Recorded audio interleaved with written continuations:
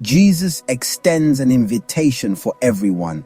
He stands with open arms and says, "If any man will come after me," that any includes you and me. The invitation is universal, a gentle call to every soul. He simply invites. The choice is ours to accept or walk away.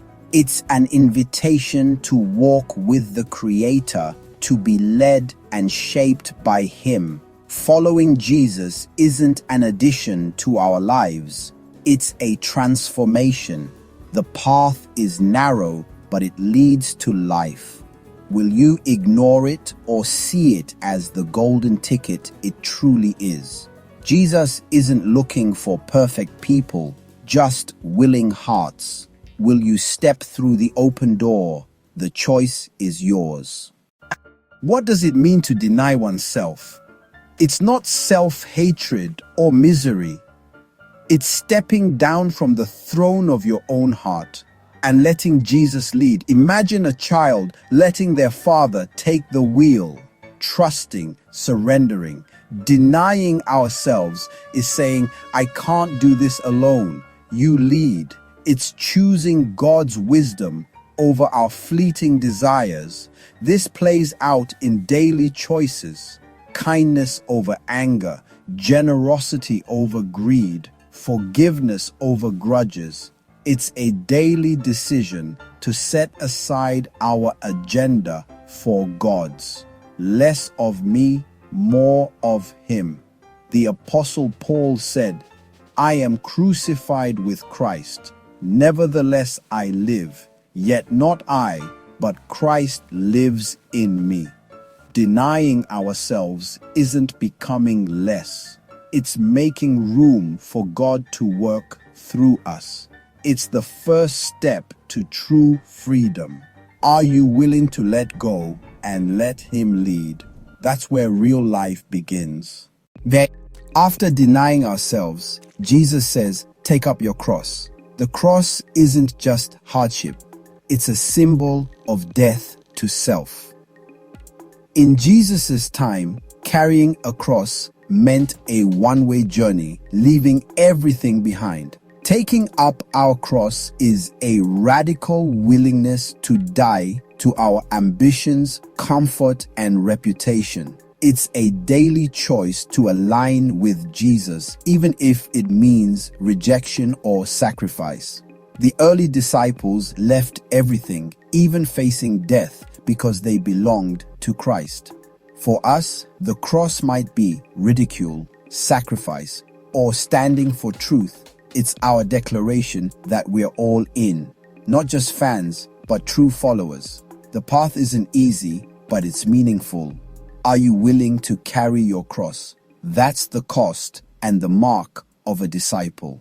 The journey is hard, but the reward is worth it. Will you follow no matter the cost? The final commandment, follow me. It's not a one-time choice, but a daily journey. Following Jesus means moving in His direction, step by step. It's imitating His compassion, forgiveness, service, and truth. The Bible becomes our map, guiding our actions and relationships. Like sheep trusting their shepherd, we learn to recognize His voice and follow even when the path is unclear. It's a walk of faith, one step at a time.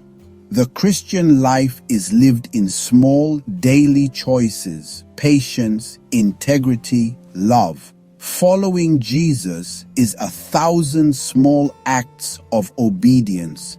It's a lifelong pilgrimage, drawing ever closer to Him. The journey is ordinary, but the destination is extraordinary. Will you walk with Him today? Every step matters. The invitation is open. Keep following. Jesus presents a paradox. Whoever saves his life will lose it, but whoever loses his life for my sake will find it. The world says to protect and build your life, but Jesus says that path leads to emptiness. Living only for ourselves shrinks our world and our hearts. In trying to save our lives, we lose what matters most. But when we give our lives away for Him, we find true purpose and joy. The great exchange, surrendering selfish ambition for divine purpose, fleeting pleasure for lasting joy. True life is found in giving, serving, and letting go. Missionaries and servants of Christ often say they've never felt more alive. Losing your life for Christ's sake is the way to find it. This is the beautiful paradox of the gospel. Will you let go to truly live? The choice is yours. Jesus asks, what does it profit a man to gain the whole world and lose his soul? Imagine having it all, wealth, fame, power, yet losing your soul in the process. In chasing success, we risk neglecting our connection with God and our integrity. The world's treasures can't fill the emptiness inside. The Bible warns us through stories like the rich young ruler and Judas, those who gained much but lost everything that mattered. Today we see the same: celebrities with fame but no peace, executives with power but broken families. Gaining the world at the cost of your soul is a tragic bargain. Jesus' question is a warning. The price of worldly gain may be your very self. What are you chasing? Is it worth your soul? The world's rewards are temporary. Only God offers what truly lasts. Don't trade your soul for what cannot satisfy. Choose wisely. Jesus asks, what will a man give in exchange for his soul?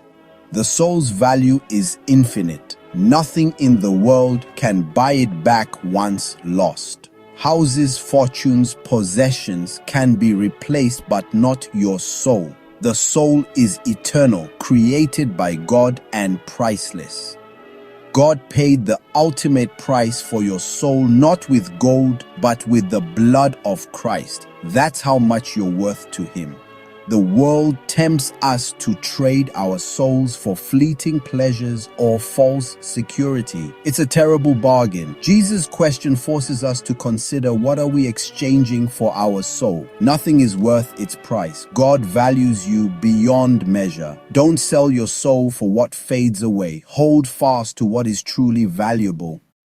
The world offers a trade: your soul for its treasures, a deal that leads to emptiness. But God offers a better exchange: your brokenness for His true life. When you give Him your burdens, He gives you joy, purpose, and eternal hope. You become a child of God, forgiven and secure. You trade your weakness for His strength, your fear for His peace. The reward isn't a trouble-free life, but His presence and purpose in every moment. Compared to this, the world's treasures are dust. The reward of discipleship is a relationship with God Himself. It's not just a future promise, but a present reality. The cost is high. It costs your old self, but the reward is infinitely greater. It's life that truly matters, starting now and lasting forever. Will you accept this exchange? It's the greatest bargain you'll ever be offered. We've heard Jesus' call to deny ourselves, take up our cross, and follow Him. The invitation is personal. Where are you on this path? Maybe you need to recommit, to take up your cross with fresh purpose. Or perhaps you've been on the sidelines, sensing the emptiness of a life without God. The invitation is open. Lose your old life and find a new one in Him. Take the first step. Tell Him you're ready to follow. Even if this is your first time considering these words, No, he waits with open arms. He is patient and kind. He simply asks you to choose. The cost is great, but the reward is eternal life. The choice is yours. What is your answer to the most important question you'll ever be asked? Will you follow? The invitation stands. What will you choose?